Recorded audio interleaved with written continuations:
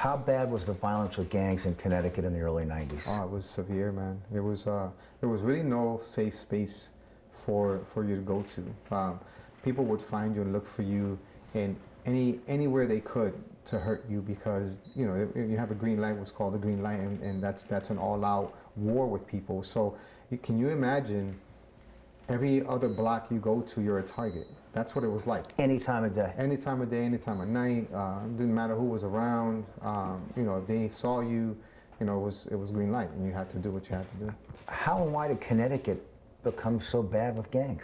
Well, I think like any other trend or fad or anything that comes through a community, you have individuals who eventually buy into whatever it is that's happening, and then you have hurt people that are hurt, struggling like I was, who now find an outlet in being able to be in conflict with another group. So it just took over the community. I don't think anyone envisioned that wave taking over the city like it did. I don't think anyone started out with the plan where we're going to start this gang and we're going to go to war with 5 different gangs. I mean, that's what it was like. It was a struggle and a power struggle for those communities that I think most people didn't realize was going to happen. And then once you kill someone, right, and someone's family, I don't care who you are, a human being is going to hurt, right? And if you kill someone, sometimes people think of revenge. Sometimes people let law enforcement handle it. And when you're in a gang, you don't think let law enforcement handle it.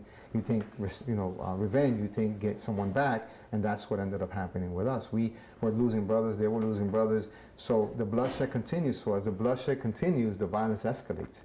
You know, you just never find comfort in not being.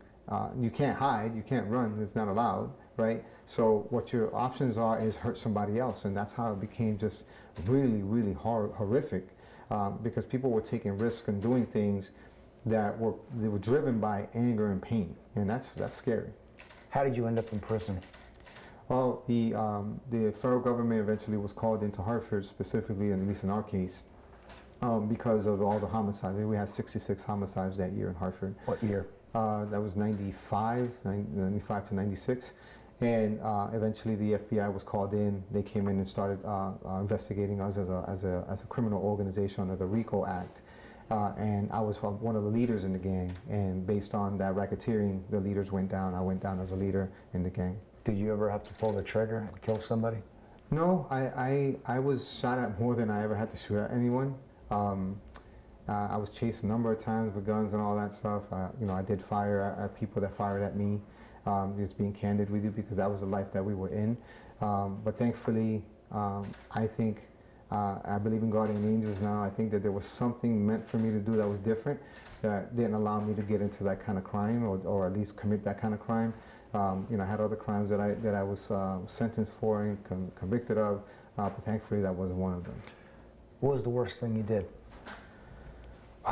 Worst thing I did, probably retaliation to my daughter being injured by a member of the Latin Kings.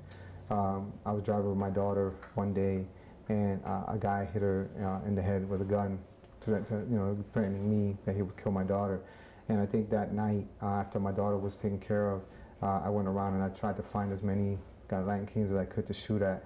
And again, I think I had a guardian angel with me, because I'm either a bad shot or a guardian angel, man, because I was able to survive all of that. My daughter's well, she's doing well, and I'm able to do what I do now, but I just never really got that kind of charge, man, and I'm thankful for it. Just go over the different prison sentences, how long you were locked up, and for what crime, just so I have that. Yeah.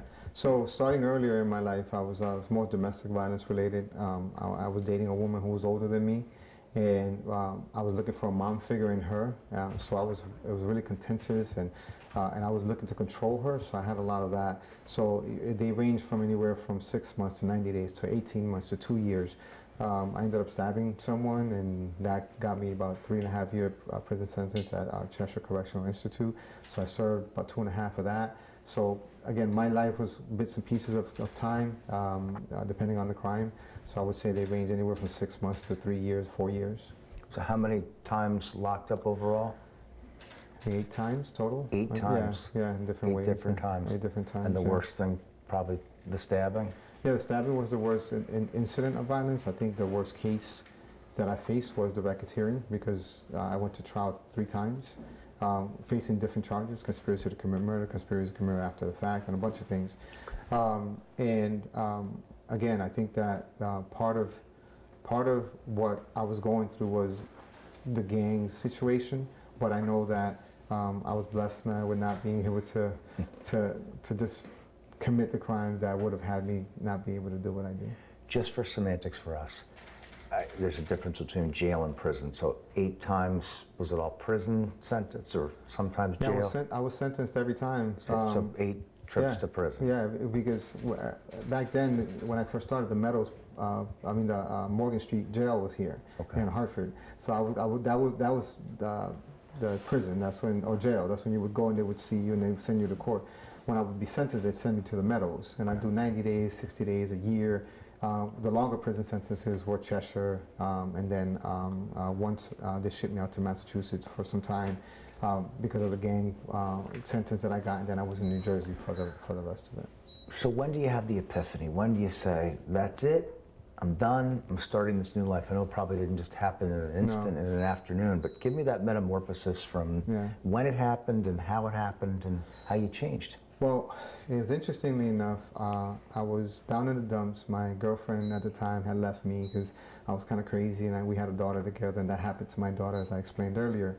And I was homeless again. Now I'm staying with a friend off of Capitol Avenue, and I'm thinking to myself, I'm in this gang, I'm homeless, I don't have my daughter.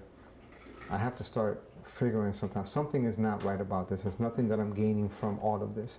And I got an opportunity by a professor, and this is just one thing, but I got an opportunity by a professor who was doing research in Hartford on gangs, who gave me an opportunity to actually do some work for the Institute for Violence Reduction at UConn. So they wanted a gang member to really talk to their classes and help them out, and I was actually forced by the gang to do it. They were like, you do it, because they didn't want to be on camera. They were like, you're crazy, you're kind of out there, so you go ahead and talk to them. This was in 92, 93 or so. So you already were starting to change a little bit, right? But you were still immersed in it. You couldn't get out of it. It was very difficult to get out, because you feel like you're abandoning your family. You feel like you're leaving people that cared about you behind, right? But you have to improve yourself. But so this is what I did. When I got hired to work at UConn, I was still wearing my colors, my gang colors, and all of that. And what I would do is, I decided that whatever I learned at UConn or whatever experience, I would share them with my brothers and sisters in the gang, in the hopes of stopping some of the things that were happening and encouraging them to go look at what I'm doing at UConn. It took months and months and months of me presenting, because at every meeting, so just to kind of give you some context about that, at every meeting, you had an opportunity to talk about something that was important. So you had 1,500 members in a circle, and different people would talk about different things. We talk about violations of rules and laws, and I would come up and say, listen, there's a program at UConn I'm working at, and people would, shut up, man, that program again, and whatever. And I just never resisted that. And then Tony, a friend of mine named Tony, was the first one to bite. He was like, tell me about that UConn thing, man, I'm interested. I was like, come with me. So we took a bus to UConn, social work in West Hartford at the time, and he met with Michael Burrow. He came back. Now he starts talking about it, and another person starts talking about it. Fast forward 2 years later, we hired 5 of my brothers and sisters, 5 Land Kings, 5 20 Loves to work at the Institute to actually be a part of solving some of the issues with the gang. So at UConn. So you're doing this at UConn in the early 90s while the gang violence is at the height of its... Yeah, and then it was, like I said, it was a very conflicting time for us, because you would be at work and you would hear someone got shot and you had to run out and go mourn, or you knew you were at green light, you're taking the bus to UConn and you know you could be shot anytime while you're on the bus. So you were working at UConn. This wasn't like come speak once in a while. No, I was working. You had a job there. I had a job there. Yeah, I was contracted by them. They would, give me a check. I would be paid to be at that program. And although I wasn't a full-fledged UConn staff member, I was part of the subcontractor type work there with UConn. So you got a taste of the other side of the tracks, if you will. But when did you have the full-blown, I'm done, this is my last time behind bars, I've got bigger things to do in my life? When I was in federal prison. I was in New Jersey. When is this now? This was in '97. Okay. So I turned myself in to the federal government or the federal prison in New Jersey. And as I'm walking in, I'm saying, there's been a 4-year gap in my life where I was doing really well. My life is good. I'm back with my girlfriend. We have an apartment in East Hartford. And then I get indicted for crimes I had committed in 92, 93, 94. And I was like, I have to do something to stop this. But now I'm missing my daughter's life, or whatever. I'm back in prison. And that's when it hit me.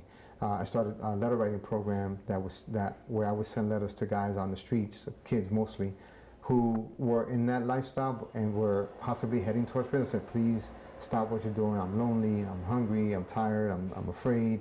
All the different things you go through while you're in prison. And that was my epiphany. I said, I have to stop coming here.